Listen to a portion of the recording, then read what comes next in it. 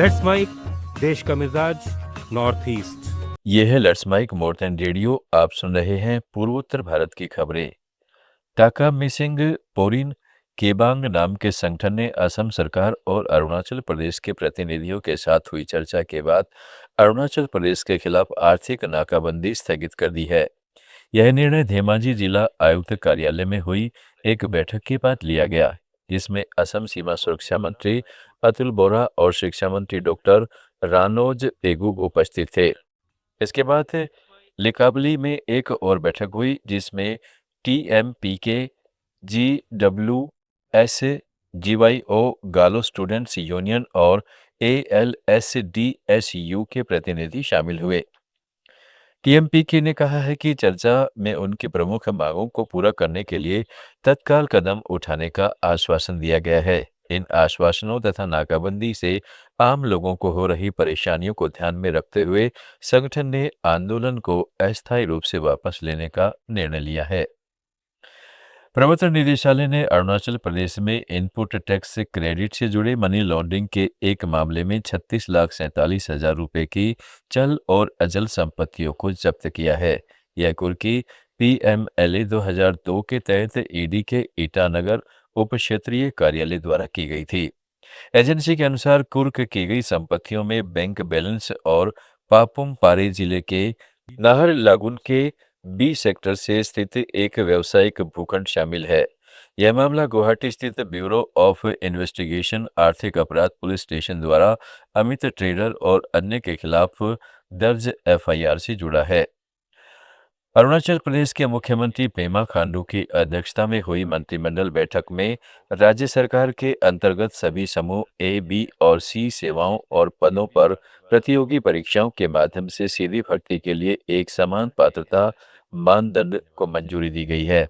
यह निर्णय राज्य सरकार के विभागों, सार्वजनिक क्षेत्र के उपक्रमों, स्वायत्त निकायों और स्थानीय एवं शहरी निकायों के अंतर्गत आने वाले पदों और सेवाओं पर लागू होगा। स्वीकृत मानदंडों के अनुसार सीधी भर्ती के इच्छुक उम्मीदवारों को स्थायी निवास, आदिवासी, एपी, एसटी स्थिति और अरुणाचल प्रदेश की किसी आदिवासी भाषा में प्रवीणता से संबंधित 3 अनिवार्य शर्तें पूरी करनी होगी।